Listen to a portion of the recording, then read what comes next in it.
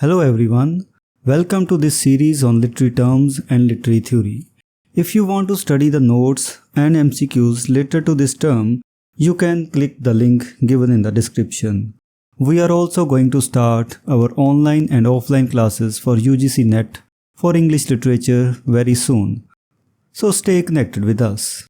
In this video, we will discuss the term folklore. Folklore, the oral tradition and its impact on literature. Folklore, the oral tradition of sayings, verbal compositions, and social rituals has been a significant part of human culture since ancient times. It encompasses a wide range of elements, including legends, superstitions, songs, tales, proverbs, riddles, spells and nursery rhymes, among others.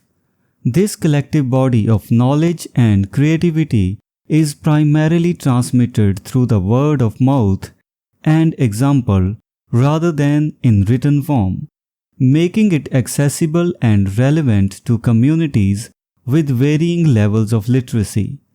Despite its oral nature, folklore has also influenced and continues to flourish in written literature, contributing to the richness and depth of human storytelling. The origins and nature of folklore. Folklore has its roots in communities where literacy was limited, making oral communication the primary means of preserving and passing on cultural knowledge. Even in literate populations, oral traditions persist, manifesting in various forms such as oral jokes, stories, and wordplay. Folklore evolves in response to societal changes, adapting to new contexts and influences while retaining its essential character. Folk drama. Folk dramas originating in primitive rites of song and dance played a crucial role in early societies, often centered around agricultural activities and deities for fertility.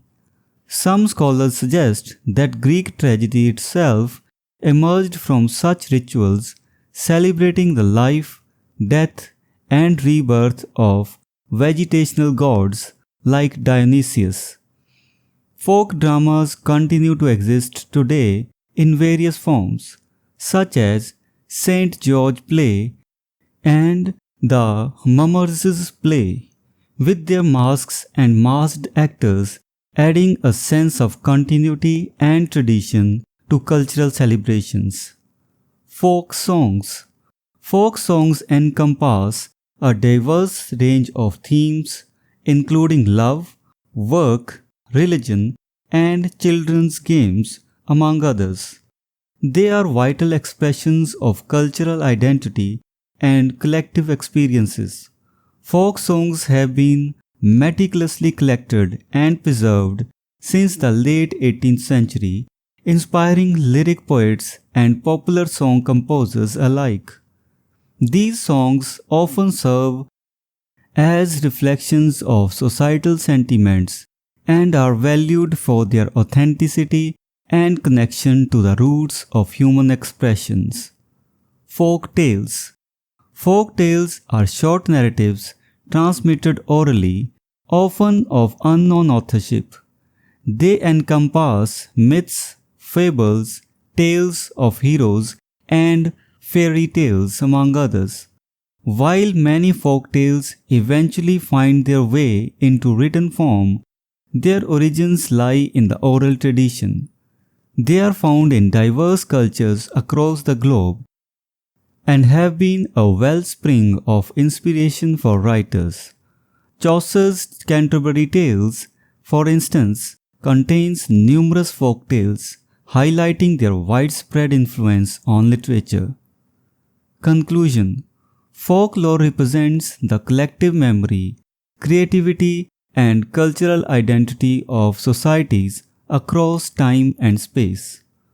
Its oral nature has enabled it to thrive, being adaptable and relevant to various social contexts.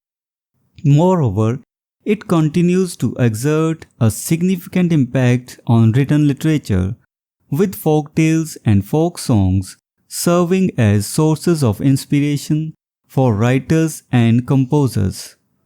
Folklore's enduring legacy underscores its essential role in shaping the human narrative and preserving the essence of diverse cultures. So this was the discussion on the term folklore. If you have any questions or doubts, you can ask in the comments section. We will meet in the next video and discuss some other term. Until then, goodbye and thank you.